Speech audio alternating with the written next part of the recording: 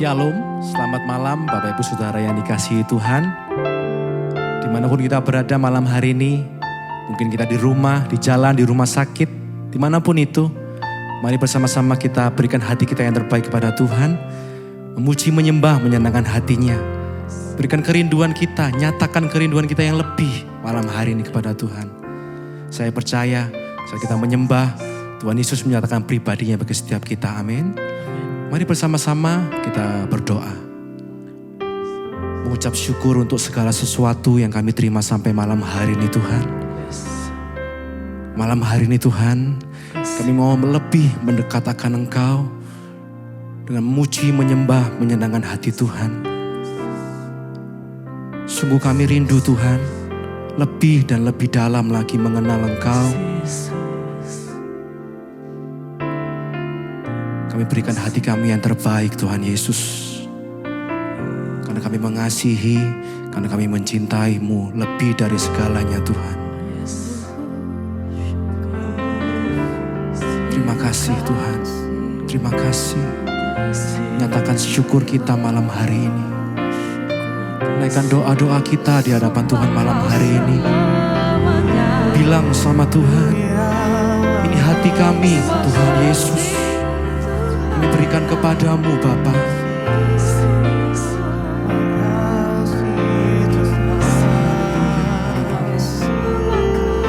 Sungguh kerinduan kami Tuhan untuk mendekat kepadamu Tuhan Yesus. Terima kasih Tuhan, buat segalanya yang kami terima. Kami mau katakan, satu yang ku rindu bersekutu denganmu, bawaku lebih lagi tinggal di dalammu, nikmati hadiratmu, jamahlah seluruh hidupku. Kuasamu mengubah hidupku. Ini kerinduan kami Tuhan. Satu yang ku rindu bersekutu denganmu, bawaku lebih lagi tinggal di dalammu, nikmati hadiratmu, jamahlah seluruh hidupku. Kuasamu mengubah. Ini kerinduan jemaat Mesbah Doa malam hari Tuhan. Sungguh kami rindu melekat lebih kepadamu Tuhan Yesus, bersekutu dengan Engkau Bapa. Bawaku lebih lagi tinggal di dalammu, nikmati hadiratmu, jamahlah seluruh hidupku. Kuasamu mengubah hidupku. Mari lebih lagi kita mau nyatakan kerinduan kita. Satu yang ku rindu bersekutu denganmu, bawaku lebih lagi tinggal di dalammu,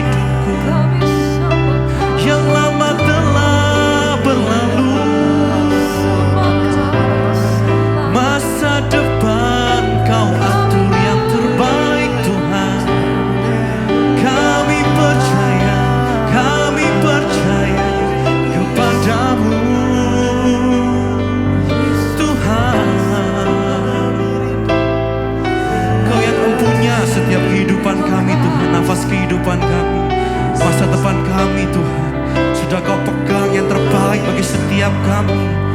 Bahkan yang tidak pernah kami pikirkan, itu yang Kau sediakan yang terbaik bagi setiap kami yang percaya Tuhan. Kau terus membawa setiap doa kami di hadapan tatamu Tuhan. Terus berdoa, terus menyembah Tuhan, terus memuji-Mu Tuhan.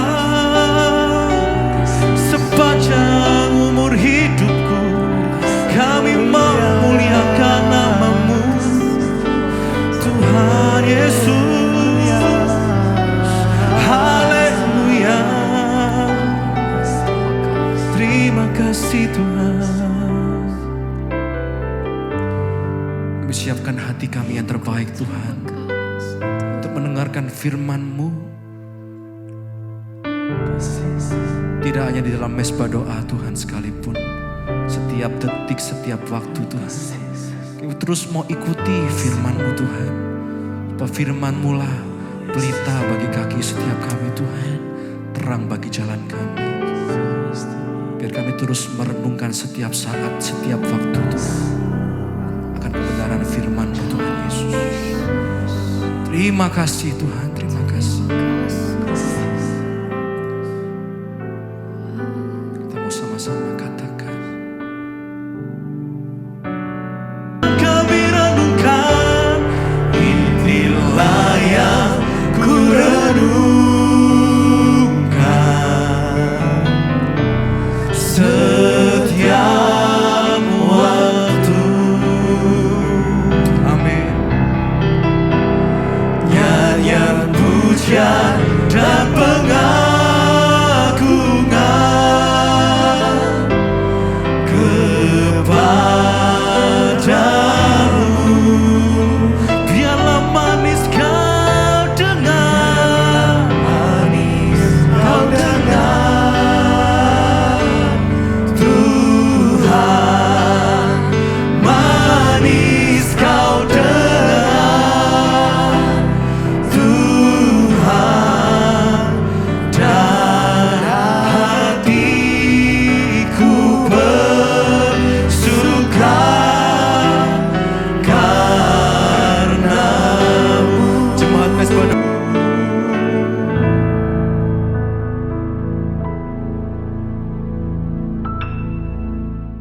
Terima kasih Bapak, kami mengucap syukur buat malam ini Tuhan kembali pertemukan kami di mesbah doa. Dan biarlah Tuhan iman kami boleh semakin dibangkitkan di hari-hari yang terakhir ini. Kami boleh semakin mengerti rencana dan kehendak Tuhan dalam hidup kami. Terima kasih Bapak, berbicara bagi kami, sampaikan isi hati-Mu bagi kami. Dalam nama Tuhan Yesus kami buka hati bagi firman Tuhan. Haleluya. Amin, amin, amin. Iya, shalom, selamat malam Bapak Ibu, puji Tuhan. Kita berjumpa kembali di mesbah doa malam hari ini. Dan seperti biasa saya akan bacakan kesaksian yang sudah masuk, terus kirimkan kesaksian saudara, pasti akan menguatkan banyak orang ya, dan juga iblis dipermalukan ketika kita bersaksi bagi kemuliaan bagi nama Tuhan. Shalom, selamat malam Ibu Debbie. Hari ini saya mau bersaksi untuk memenuhi nazar saya kepada Tuhan, Bu. Saya seorang ibu rumah tangga yang beberapa waktu lalu mencari kerja paruh waktu lewat medsos ya. Memang ya hati-hati juga saudara ya, ketika kita ini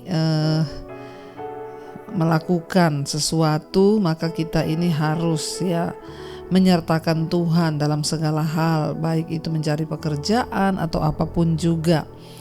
Ya, saya mencari pekerjaan ya lewat medsos karena ya tidak ada pekerjaan. Akhirnya ketika saya scroll ya, ada iklan bersponsor yang mencari tenaga kerja tanpa batasan umur. Ya, katanya untuk packing hampers yang bisa dilakukan dari rumah. Ya, umur saya saat ini sudah 50 tahun. Singkat cerita, saya dimasukkan ke dalam grup dan di situ saya diminta untuk menyelesaikan tugas supaya bisa mendapatkan komisi. Awalnya lancar saja, Bu. Saya disuruh transfer uang. Ya, uang saya transfer beberapa kali. Ketika saya mau tarik kembali, bisa saya tarik kembali. Tapi akhirnya setelah saya diminta lagi, ketika saya transfer dengan nominal yang agak besar, di situ mulailah terjadi sesuatu. Ya, saya ketika transfer yang agak besar, saya tidak bisa menarik kembali, ya. Dan saya mulai diminta untuk transfer dengan nominal 3 kali lipat dari nominal yang biasanya saya transfer. Kalau berhenti di tengah jalan, maka uang saya tidak bisa ditarik kembali. Lalu saya mulai panik sehingga saya mencari pinjaman untuk bisa transfer lagi dalam sesuai jumlah yang mereka minta, dengan harapan uang saya itu bisa ditarik kembali. Ya, tetapi ternyata meskipun ya saya sudah ya transfer, di sini meskipun saya sudah transfer dengan nilai yang mereka minta, tetap saja tidak bisa cair dengan alasan transferannya terlambat, sehingga saya harus membayar lagi dengan jumlah yang lebih besar. Ya, dan saya ini sangat bodoh, saya sangat sombong, dan saya sangat menyesal, Bu, karena saya mengandalkan kekuatan saya sendiri. Ya, dan saya ingat ya firman Tuhan, kisah tentang Ratu Esther. Ketika pada waktu dia mengalami pergumulan yang berat, Esther berpuasa 3 hari 3 malam. Ya, dan saya pun melakukan hal yang sama. Saya berpuasa, saya ambil doa puasa, dan juga saya saat teduh, saya datang pada Tuhan. Bahkan jam 3 subuh saya berdoa dengan bercucuran air mata. Saya menyatakan penyesalan saya di hadapan Tuhan. Saya mohon pengampunan kepada Tuhan. Ya, dan saya minta kepada Tuhan untuk membukakan pintu bagi persoalan saya. Ya, agar saya juga bisa melunasi uang yang saya pinjam dari orang. Saya percaya kuasa Tuhan itu begitu nyata. Ya, dan dengan cara yang ajaib Tuhan memberikan saya sejumlah dana sehingga saya bisa melunasi hutang-hutang saya. Dan saya berjanji kalau masalah saya selesai, saya akan bersaksi di Mezbah Doa. Demikian Ibu kesaksian saya. Ya, biarlah lewat kesaksian ini nama Tuhan dipuji dan dipermuliakan. Melalui kesaksian saya dan keluarga ya mungkin yang mengalami persoalan yang sama dengan saya, biarlah mendapat kekuatan, dan Tuhan memberkati Ibu sekeluarga dan seluruh tim Mezbah Doa. Ya, supaya terus Ibu bisa melayani, memberikan berkat rohani bagi kami jemaat Mezbah Doa dan Mezbah Syukur. Terima kasih, amin, amin, amin. Dan biarlah lewat kesaksian ini juga menjadi pelajaran bagi kita semua. Jangan tergiur dengan iklan-iklan online, ya, dan akhirnya kita terjerat dalam masalah keuangan. Bukannya dapat untung, malah akhirnya mengalami kerugian sampai puluhan juta, saudara. Jadi mari kita mengandalkan Tuhan, jangan pernah mengandalkan kekuatan sendiri, apalagi ingin cepat kaya, ingin cepat dapat uang. Hari-hari ini iblis itu bekerja luar biasa, ya. Pokoknya jangan tergiur apapun tawaran-tawarannya, tetaplah berdoa dan jangan tergiur dengan hal-hal yang bikin kita dapat untung, dapat uang. Sekarang banyak sekali penipuan, ya. Bahkan saya lihat banyak korban-korbannya lewat Facebook, orang-orang tua ya yang dikatakan mau dapat harta lah dari luar negeri, mau dapat emas lah dari keluarga kaya dan lain sebagainya, dan sekarang sudah ada di bea cukai hartanya. Saya juga pernah, saudara, ditelepon orang katanya, Bu Debbie, ya ini ada orang kirim ya buat ibu emas ya, tetapi sekarang emas itu tertahan di bea cukai. Jadi ibu suruh bayar 15 juta dulu, nanti kalau sudah dibayar bea cukainya, emasnya baru dikirim ke rumah ibu. Ya, saya cuma jawab, ambil aja emasnya, saya enggak pengen. Ya, kenapa? Karena itu semua penipuan. Mana ada orang mau kirim emas sama kita, saudara. Jadi jangan tertipu. Ya, sekarang banyak akhirnya yang ada kita ya jadi sial gara-gara kepengen dapat sesuatu. Terima kasih Bu buat kesaksiannya. Puji Tuhan, Tuhan turut bekerja mendatangkan kebaikan bagi kita supaya kita bertobat dan kita sungguh-sungguh hidup menyenangkan Tuhan. Iya, baik saudara, dan hari ini kita sudah masuk di dalam Pengkhotbah pasal yang ke-6. Ya, judul perikotnya nasihat praktis Salomo. Jadi Salomo memberikan nasihat-nasihat praktis. Ada suatu kemalangan yang telah kulihat di bawah matahari, ya, ayat yang pertama, Pengkhotbah 6. Ya, ada satu kemalangan yang telah kulihat di bawah matahari yang sangat menekan manusia.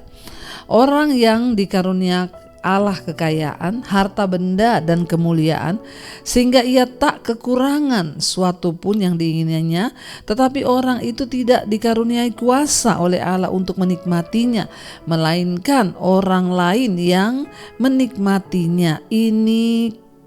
Inilah kesia-siaan, ya, dan penderitaan yang pahit. Salomo berkata, dia melihat ada satu kemalangan besar. Orang di dunia ini punya harta, punya segala-galanya, tapi gak dikasih kuasa untuk menikmati. Malah orang lain yang menikmati kekayaannya itu. Ya, ada orang kaya, saudara, tiap hari dia kerja, cari uang, marah-marah. Ya, bahkan rumah tangganya tidak baik, semuanya tidak ada damai sejahtera. Tiap hari dia kehilangan semuanya. Itu orang-orang yang tidak diberi karunia untuk menikmati. Makanya saya selalu berkata, tujuan hidup kita bukan menjadi kaya, tapi mengejar perkenanan Tuhan, supaya kita diberi karunia untuk menikmati. Walaupun dalam kemiskinan, kalau kita dapat karunia menikmati, kita bisa menikmati. Walaupun kita diberi kekayaan, kalau Tuhan gak kasih karunia menikmati, yaitu kaya menderita. Sudah banyak saya lihat orang kaya, keluarganya berantakan, anaknya narkoba, istrinya selingkuh, suaminya selingkuh. Ya, padahal kekayaannya itu banyak, tapi akhirnya menjadi jerat dan kemalangan. Malah orang lain yang hidup dari uangnya justru lebih menikmati. Ya, jangan sampai saudara kita kaya tapi gak punya karunia menikmati. Ayat yang ketiga dikatakan, jika orang memperoleh 100 anak dan hidup lama sampai mencapai umur panjang, tetapi ia tidak puas dengan kesenangan, bahkan tidak mendapat penguburan, kataku, anak gugur lebih baik daripada orang ini. Walaupun orang itu umur panjang, kaya, yaitu, tapi kalau tidak ada kepuasan, tidak dapat karunia menikmati dari Tuhan, maka anak yang gugur, kata pengkhotbah, lebih baik daripada orang ini. Karena buat apa hidup tapi tidak menikmati? Karena hidup di luar Tuhan, tidak takut akan Tuhan. Ayat 4 saudara dikatakan, sebab anak gugur, ya, lebih baik dari ayat yang keempat, sebab anak gugur itu datang dalam kesia-siaan dan pergi dalam kegelapan, dan namanya ditutupi kegelapan. Lagi pula ia tidak melihat matahari dan tidak mengetahui apa-apa. Ia lebih tentram daripada orang tadi. Jadi anak yang gugur, bayi yang gugur, gak sempat hidup, gak sempat menderita, ya, bahkan namanya pun belum ada, mungkin sudah gugur, gak pernah hidup, gak pernah melihat kesusahan, daripada orang kaya umur panjang menderita, tidak ada guna, kata Salomo, ya. Ayat yang ke-6, biarpun ia hidup 2 kali 1000 tahun, kalau ia tidak menikmati kesenangan, bukankah segala sesuatu menuju satu tempat? Segala jerih payah manusia adalah untuk mulutnya, namun keinginannya tidak terpuaskan. Karena apakah kelebihan orang yang berhikmat daripada orang yang bodoh? Apakah kelebihan orang miskin yang tahu, ya, apakah kelebihan orang miskin yang tahu berperilaku di hadapan orang? Lebih baik melihat saja daripada menuruti hawa nafsu. Ini pun kesia-siaan dan usaha menjaring angin. Jadi Salomo berkata, ya itulah orang susah payah bekerja, saudara, tapi tidak dapat karunia menikmati. Buat apa? Ya, itu adalah satu kebodohan. Ya, orang kaya, orang miskin, ya sama saja. Kalau kita dapat karunia menikmati, kita akan bersyukur dalam segala perkara. Tapi kalau nggak dikasih karunia menikmati, ya itu hanya hidup menuruti hawa nafsu, lalu ya kesia-siaan. Ayat 10, apapun yang ada sudah lama disebut namanya dan sudah diketahui siapa manusia, yaitu, ya, bahwa ia tidak dapat mengadakan perkara dengan yang lebih kuat daripadanya. Karena makin banyak kata-kata, makin banyak kesia-siaan. Apakah faedahnya untuk manusia? Karena siapakah yang mengetahui apa yang baik bagi manusia sepanjang waktu yang pendek dari hidupnya yang sia-sia, yang ditempuhnya seperti bayangan? Siapakah yang dapat mengatakan kepada manusia apa yang akan terjadi di bawah matahari sesudah dia? Ya, jadi saudara, kita ini hidup tidak tahu apa-apa dan kita ini gak bisa apa-apa. Makanya ayo, cuma satu yang harus kita lakukan, hidup bergantung pada Tuhan. Ayo hidup mengandalkan Tuhan dan ayo hidup taat sama Tuhan. Karena selain itu percuma mau kaya, mau apapun, umur panjang pun, kalau gak takut Tuhan, gak menghormati Tuhan, maka kita gak dikasih karunia untuk menikmati kehidupan ini. Jadi sebelum semuanya menjadi sia-sia, mari kita hidup menghormati Tuhan, takut akan Tuhan dan mengejar perkenanan Tuhan. Mari kita tundukkan kepala, kita satukan hati, kita berdoa. Terima kasih Bapa, kami mengucap syukur buat hari ini. Kami berdoa menyerahkan roh jiwa dan tubuh kami dalam tangan Tuhan. Pemeliharaan-Mu sempurna atas kami. Karena itu Bapa, kami berdoa, biarlah Tuhan penyertaan-Mu, perkenanan-Mu turun atas hidup kami.